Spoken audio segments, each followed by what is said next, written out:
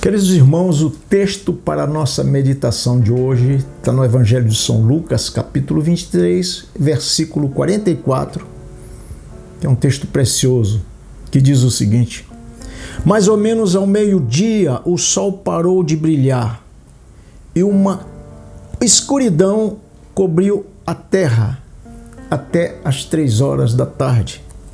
E a cortina do templo se rasgou pelo meio. Aí Jesus gritou bem alto: Pai, nas tuas mãos eu entrego o meu espírito. Depois de dizer isso, ele morreu. Glórias a Deus. Amados, existem na Bíblia vários relatos que afirmam que, por conta dos nossos pecados, presta atenção, nós nascemos totalmente afastados de Deus, da presença gloriosa de Deus, de qualquer relacionamento com Deus. E outra coisa, não nascemos filhos de Deus, nascemos criaturas de Deus. Mas acontece que um grande projeto de Deus é ter para si uma família de filhos. E como é que se sai desse impasse uma família de filhos com pessoas afastadas dele? Aí Deus, para nos reconciliar consigo mesmo, aí Deus, para nos fazer seus filhos, ele manda Jesus com uma grande missão, o que inclui ele pagar pelos nossos pecados. Assim nosso Senhor Jesus Cristo vem ao mundo como Cordeiro de Deus, e ser Cordeiro sempre significou na Bíblia ele ser uma oferta, a oferta de Deus ao mundo, como sacrifício vivo por conta dos pecados de toda a humanidade. Esse fato é verídico, ocorreu há um pouco mais de 2000 anos atrás. Há provas, queridos, contundentes de que Jesus nasceu e morreu sacrificado numa cruz, depois foi assunto ao céu. E ele fez isso por mim e por você. A Bíblia é rica em todos esses detalhes e vai citar inclusive fatos desde o seu nascimento até sua ressurreição.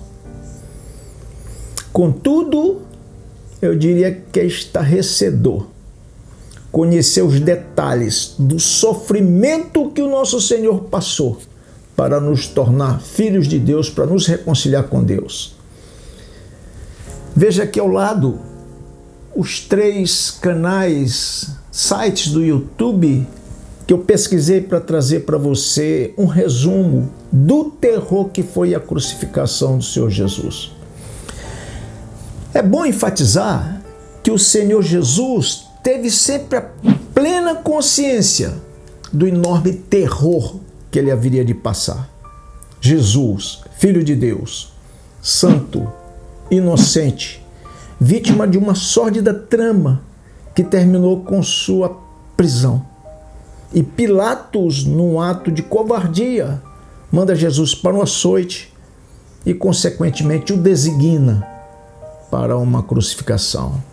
Assim, o nosso Senhor foi espancado, ultrajado, humilhado, esbofeteado por varas verdes, açoitado por chicotes de couro que traziam nas suas pontas pedaços de ossos ou metais. Esses metais aniquilavam a pele, dilaceravam a carne, faziam profundas lesões que atingiam os músculos e as pequenas veias subcutâneas, levando a um grande sangramento abundante, profuso. Essa tortura tão violenta, ela chega a ser tão cruel que alguns morrem nesse pedaço da tortura antes de chegar à crucificação propriamente dita, devido à dor e à grande perda de sangue. Queridos, após uma noite inteira de grande sofrimento, de terror, o nosso Senhor, com fome, com sede e já debilitado, ainda sai pelas ruas, carregando a parte horizontal da sua cruz, que pesava mais ou menos 30 quilos. Esse madeiro atritava justamente nas feridas deixadas pelo chicoteamento. e causando insuportável dor.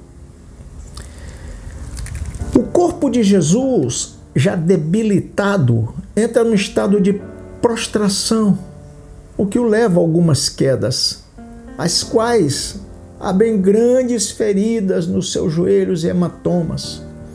E Jesus, por conta do estado de pré-choque, provocado pela falta de alimento, pela falta de água e pela imensa tortura psíquica, física e moral, o Senhor entra num colapso e caminha mesmo assim para a crucificação. E Jesus é deitado de costas sobre o madeiro vertical da cruz. Um dos seus algozes, com uma broca, ele faz um furo na madeira para facilitar a penetração dos longos pregos. Agora tente você, meu irmão, imaginar por alguns segundos a dor de ter os pés e os braços cravados por pregos que lentamente dilaceram a carne, as sucessivas marteladas. Muitas pessoas morrem nesse exato momento da crucificação. A dor chega a ser tão intensa que faz com que a pessoa perca a noção, perca a respiração, entre em colapso e morte. Seguido a isso, vem uns solavancos para colocar a cruz no buraco e deixá-la de forma vertical. Jesus, nesse momento, está totalmente desidratado, uma terrível dor toma conta de todo o seu corpo, uma dor de cabeça terrível, e os médicos dizem que esses traumas levam a uma febre de altíssima temperatura. Agora, por ficar praticamente com peso sobre os braços, pois seria impossível tentar se levantar com os pés, que a dor dilacerava, os músculos começam a se enrijecer, os braços e vai até os músculos peitorais, dificultando a respiração do nosso Senhor, o que vai provocando uma lenta e horrível morte por asfixia.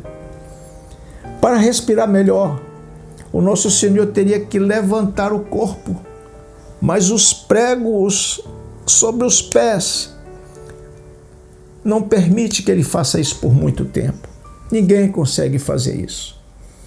E no meio a todo esse sofrimento, o Senhor profere 7 palavras, das quais eu registro aqui o grito, no qual ele diz: Pai, perdoe-lhes, pois eles não sabem o que fazem. E no meio a todo esse terror, por volta do meio-dia, o sol se escondeu, o céu escureceu, os montes se fendem, e alguns lugares da terra abrem-se valas devido a um terremoto.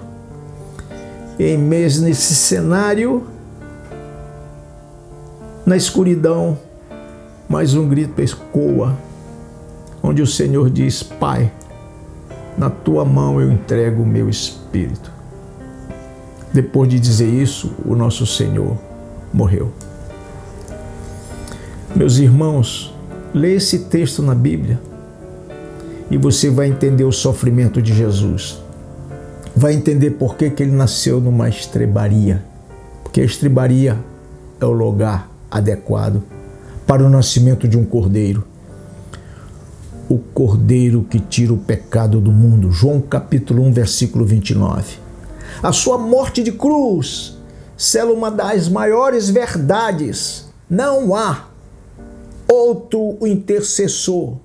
Não há outra pessoa que nos leve até Deus. Jesus é o único caminho. É o único que tem o poder para nos salvar. Porque passou pelo sacrifício que nos dá acesso à salvação. Entenda de uma vez por todas. Não tem nenhum santo, não tem nenhuma santa que possa ocupar essa missão que Deus deu exclusivamente para Jesus. o único mediador entre Deus e os homens, Jesus, o nosso Senhor, como diz 1 Timóteo capítulo 2, versículo 5. O santo, o justo, o inocente, o Filho de Deus, foi que deu sua vida por cada um de nós. Meu irmão, não fará o menor sentido, preste atenção, você saber dessa história que eu te contei agora, ignorar esses fatos e optar por continuar morto. Ele já morreu a sua morte para que você possa viver a sua vida. Assim eu te peço, corra para os braços de Jesus. Assim você estará banalizando a morte de Jesus na cruz. Pense bem nisso e que o Senhor te abençoe. Amém.